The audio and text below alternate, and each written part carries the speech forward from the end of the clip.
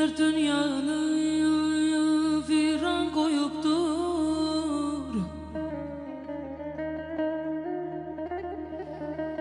Feleler dünyanı viran koyupdur. İnsanlar dövlete vara uyupdur. Zamana milleti ofsunluyupdur. Şeytan lay lay çalıyor, insanlar yatıyor. Diyesen dünyanın ahırı çatıyor.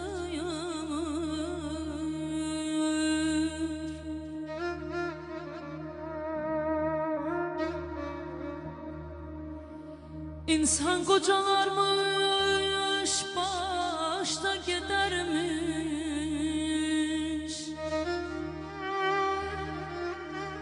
Ebedi dediğin daşta gidermiş. Kurunun oduna yaşta gidermiş.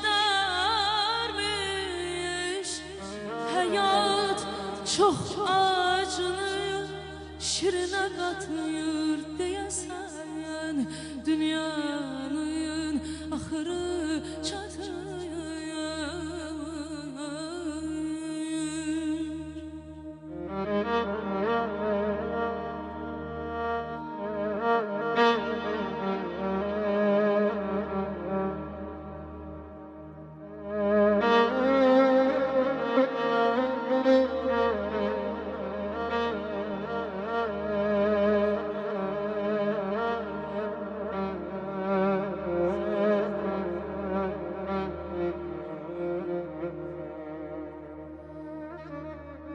Baş üstünde duran dana,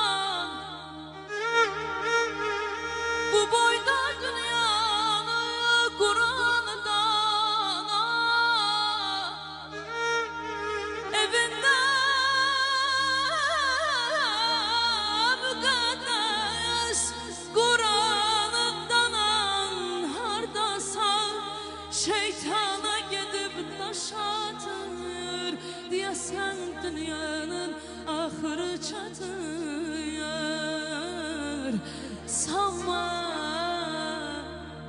Sanma söz baltadır, tiyesi yoktur.